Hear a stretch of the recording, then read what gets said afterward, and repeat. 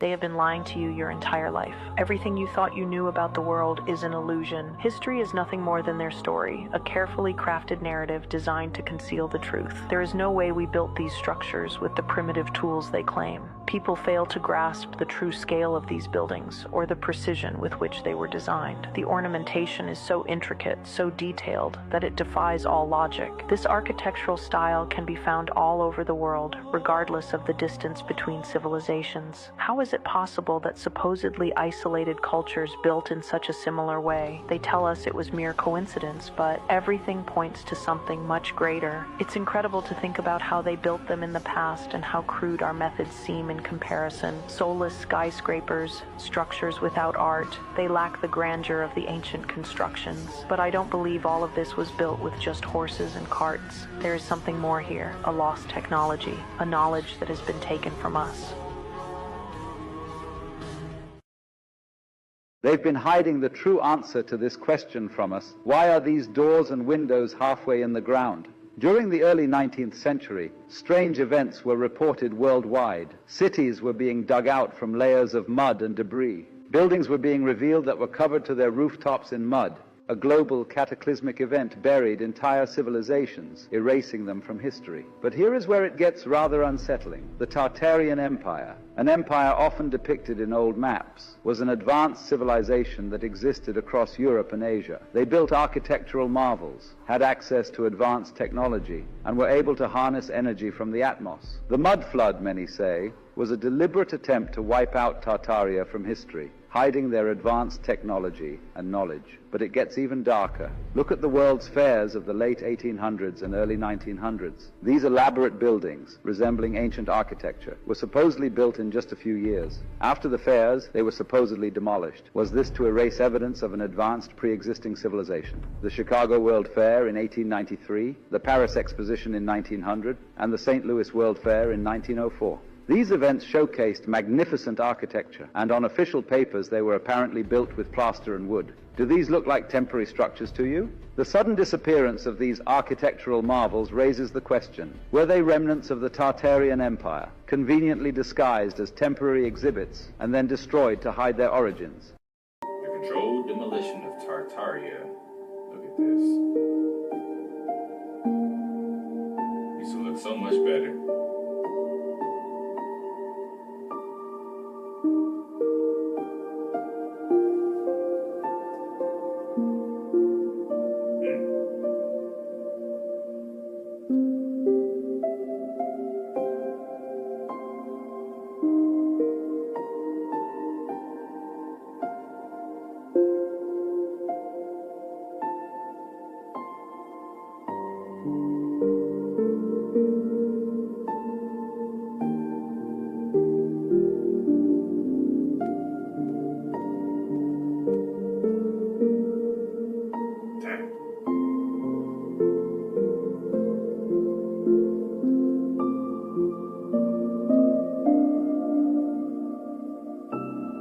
Welcome back with the One World Tartarians. TikTok, this is for entertainment purpose only. Fiction legends, recent mud floods. And here you got the proofs. You see this? A whole house, just the roof is left uncovered. In this picture here, where are all the people? Why there's no people here, man? Just buildings. Because they just performed a reset. That's why. It was underground, half of the building. Why all the half floor of first floors? Right here. Because of the mud flood. Civilizations 200 feet below the sea. This is crazy. Underwater lion city of Kiando Lake, China's Atlantis. Ruins of Cleopatra's palace, Alexandria, Egypt. Whole ass pharaoh statue underwater. It's like some Yu-Gi-Oh type Millennium Stone shit. Whole ass pyramid. Mayan style pyramid here. That is crazy, bro.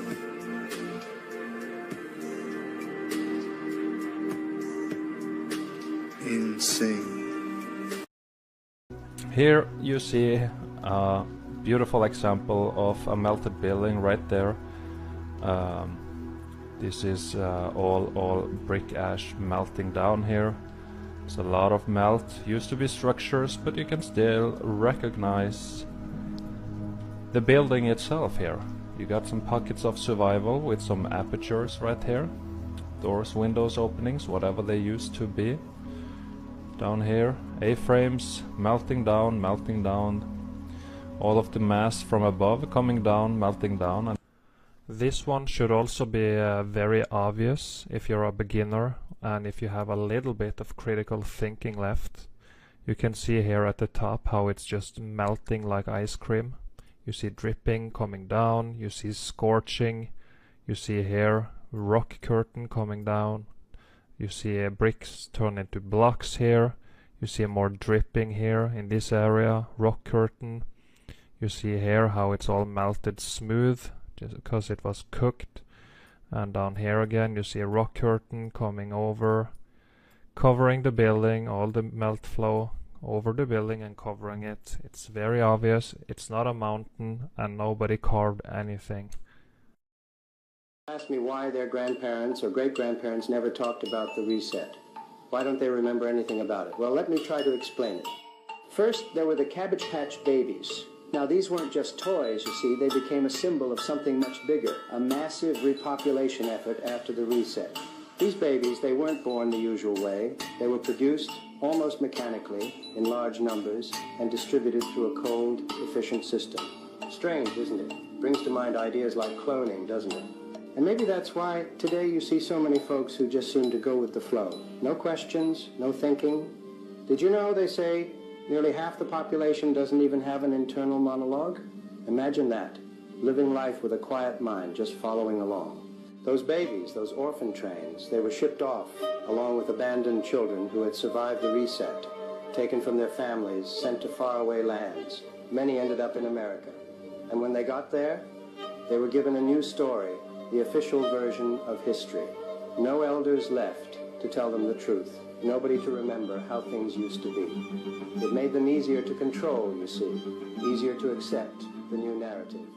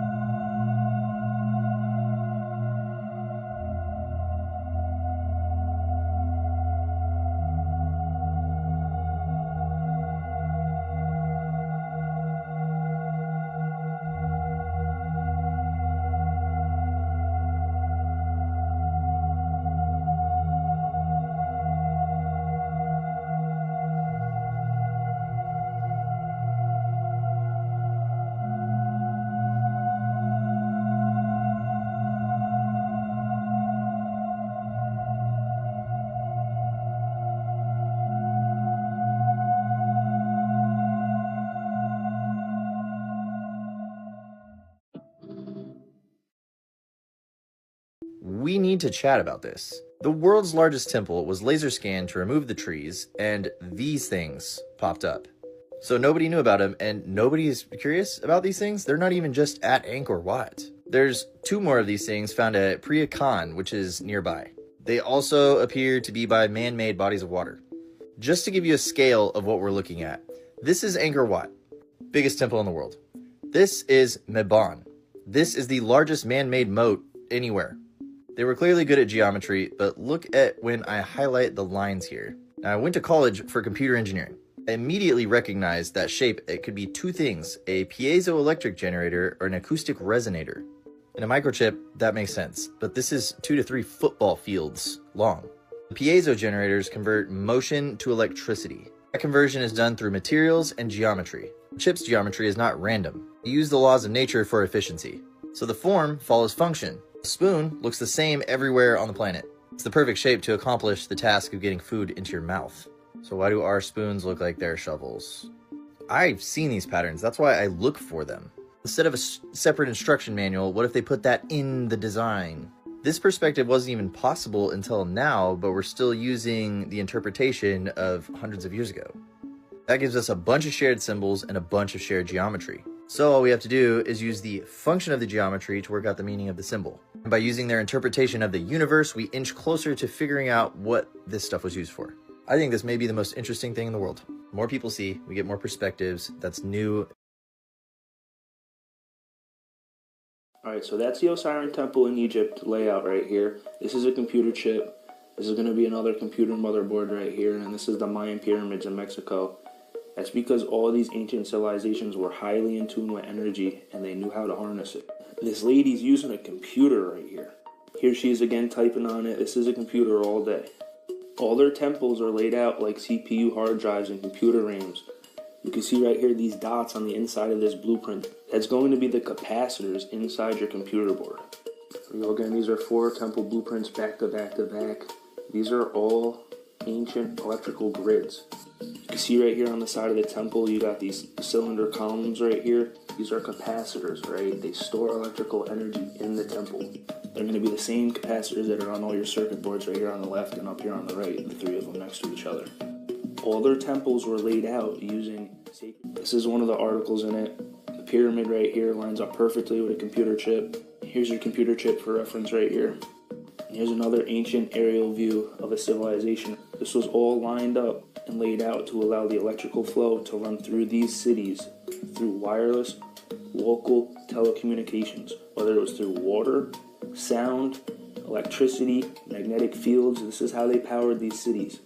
This is another temple in Egypt with the blueprints right below it. You can see the pillar columns are going to be those dots right there.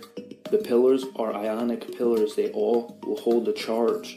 And that's why every single ancient structure is held up by pillars, and that's how they were powered. Each column contains quartz, and when this force is applied upon these pillars, it generates a voltage or electricity. This can be used to store information inside these pillars, the same way we store data inside quartz crystals. Remember, mercury is a living substance. It's just like water. And red mercury, when you put it in front of a mirror, you won't see the reflection. If you take mercury and you spin it in a circle like this, you create voltage. This is what, when you look at the old world buildings, the cathedrals, they had these orbs up on top of these cathedrals.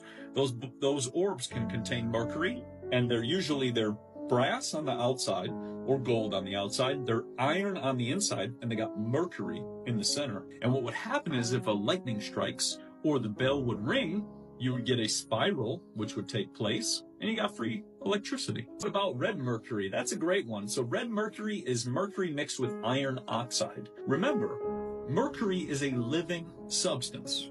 That's what it is. It's just like water. So when you mix mercury with iron, it'll actually put it together. It won't eat it, but it will put it together. And that's where the whole red mercury comes from. And red mercury, when you put it in front of a mirror, you won't see the reflection, which is really fascinating. It's invisible. If you take mercury and mix it with other metals, it will begin to eat them because it's a living substance.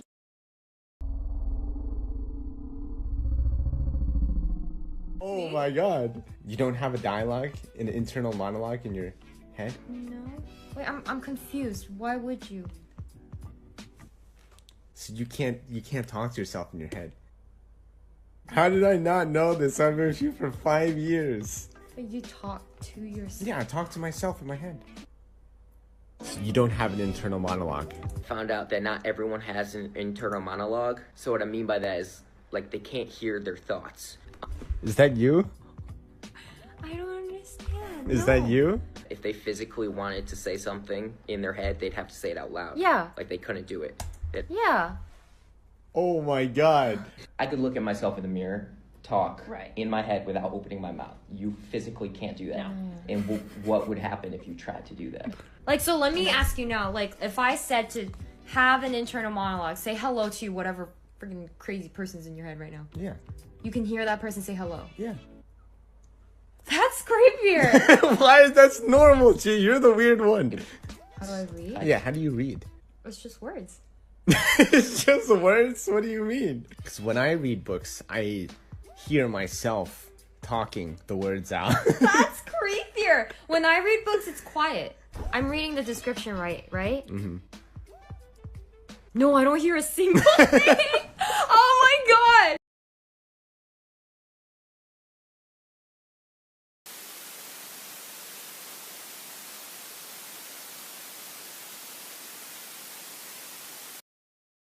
Have you heard of Microsoft's global patent number 060606? In 2016, Microsoft partnered with the Gavi Vaccine Alliance, the Bill and Melinda Gates Foundation, WHO, UNICEF, World Bank, WF, and the UN to start the global initiative ID 2020. The goal? To create digital ID for everyone, with the plans to link biometric data to verify identity, a global database to monitor all humans. How would they monitor every person? This is where Microsoft's patent comes into play. WO-2020-060606. Patent for a system where human body activates brainwaves, body heat, movement, etc. is used to mine cryptocurrency. It uses body activity as proof of work instead of traditional mining that requires massive computer power. The system would reward users with cryptocurrency when their body data meets certain conditions. If you tie ID 2020 and 060606 together, the combination could be used to track and control access to money, services, and even movement. Become a social credit system where access to cryptocurrency depends on behavior and compliance. Add in a layer of AI and automation, AI would determine who gets rewarded and who doesn't, based on your body's responses. Imagine being forced to comply to something and produce a certain brainwave condition before being able to buy or sell. The patent number is literally 060606.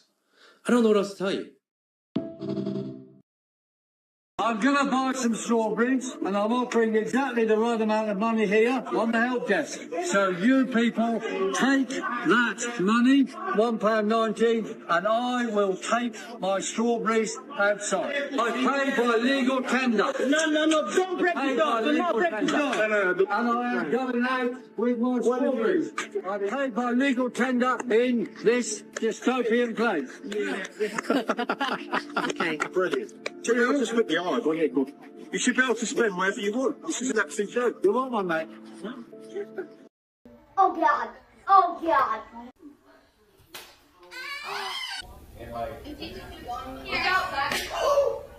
God!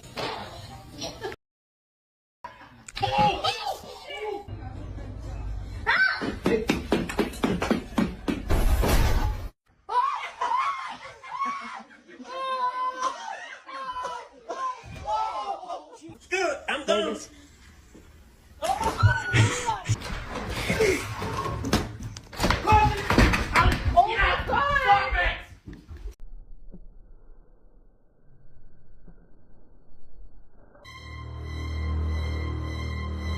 Do you need help? Please, baby, please help me. Okay. Oh my God, oh my God! Please help me. Okay.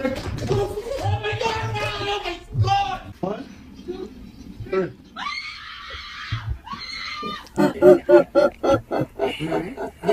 Oh, he did?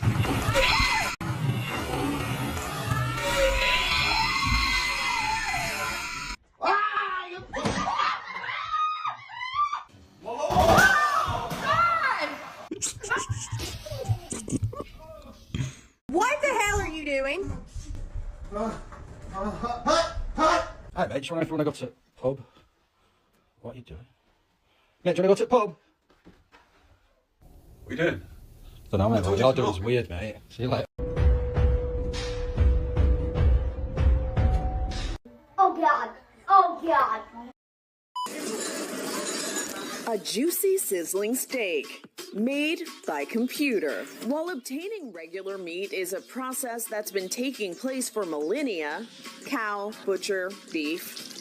Redefined Meat, a meat alternative startup out of Israel, makes their product using a highly technical process.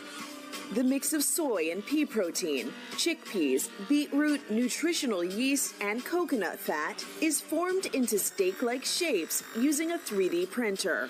Our goal is to become the largest meat company in the world just by harnessing technology instead of animals. Meat substitutes are not new, but unlike the soy-based crumbles that mimic ground beef, Redefined Meat's product is designed to act, taste, and cut like flank steak. This is the holy grail of alternative meat.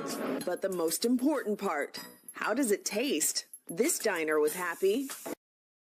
The scientists have announced they're going to start making people.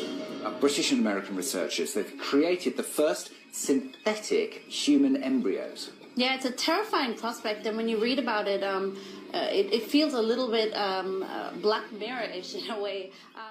This robot is powered by lab-grown human brain cells. Chinese researchers have developed this brain-on-chip technology called MetaBOC. Researchers say that their tiny lab-grown brain could learn tasks faster than current AI models. They say it uses much less energy than AI, which needs a lot of power and data to learn. These brain cells also show more, quote, intuition and creativity than AI, learning with fewer examples. Could this be because some aspect of the human spirit is locked in these brain cells? And is there any moral issue with using human brain cells and possibly the human soul to power robots to perform slave-like behavior?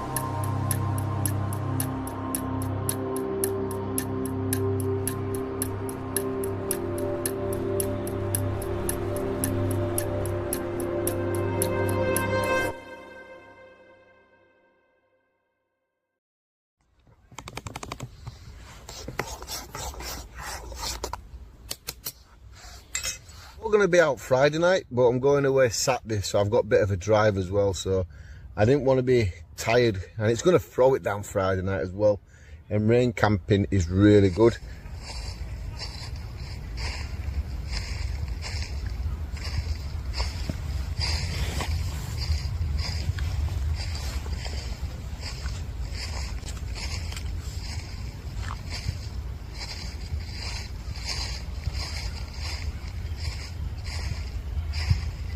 Is that a badger?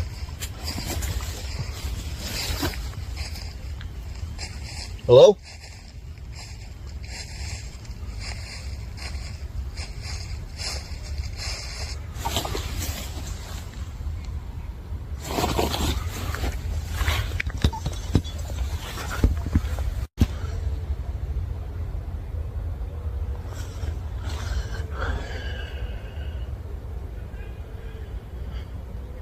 I hope I got that on camera. I don't know why I keep messing around with it.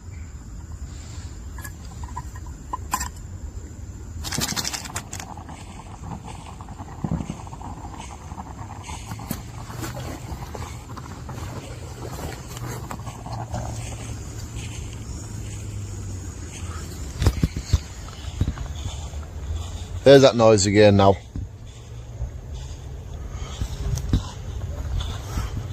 Hello?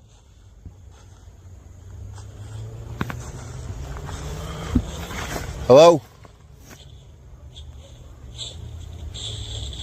You got to better hear that. There's nobody here. And it sounds like something's just walking around.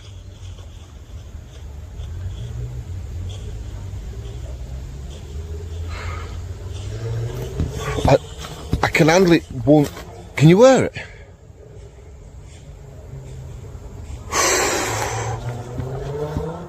Times.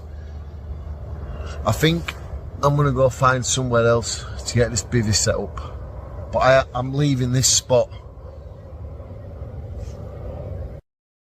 So Gene and I are out on yet another adventure. And last time we were out, I caught some footage that, quite frankly, has me a little spooked. And I haven't quite decided if I want to show it yet. But this was different. Now, I don't understand what I saw and I can't explain it. So if you have seen anything like it, please feel free to let me know what you think it is in the comments. Frankly, it has me pretty spooked. Never captured any footage. But tonight was different.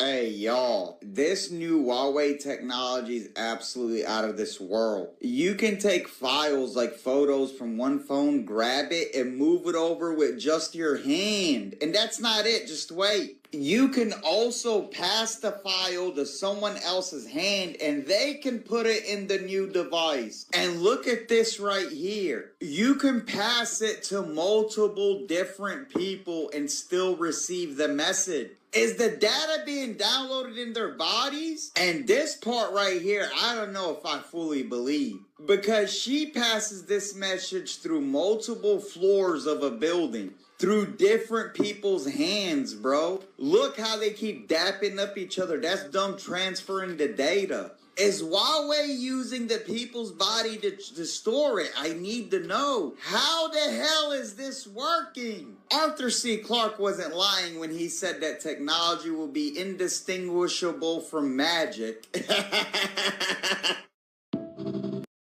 Completely changed the robot, the way she walks, the way she talks. She cannot walk right now, but the animations, we have individual motors in her fingers right now. You can see those moving. And you can see the skin as well. It's pretty realistic. Them dudes don't care if she can walk. She gonna be on her back or she gonna be on her front. Over here, the skin. I ain't gonna lie to you, that's crazy. So she can mimic knuckles, and she has speakers and microphone inside, but right now we're just using the iPad because it's CES, there's a lot of noise. And hello there, I'm Melody, your delightful companion from Realbotics.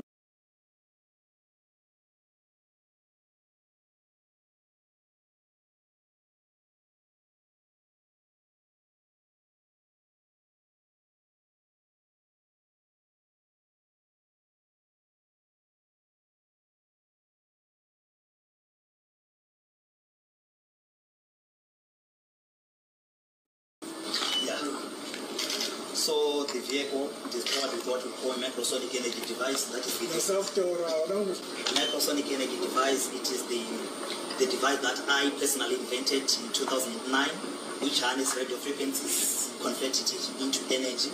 As you know, radio frequencies, they are measured in nanovolts, meaning to say they are less than a volt. They are just like nothing. But we find a way of harnessing it through the creation of the 70% of the components in the microsonic energy. I'm really happy about this technology because the last time this brother was invited to the United States, they actually did poison him. And his partner, unfortunately, died from this poison. We were poisoned at that time. Dr. Teddy didn't make it. He died in January 2017. I survived by the grace of God. Then he invited the president, yes. Then he invited me to come back and put my base in Zimbabwe. So right now I'm based in Zimbabwe.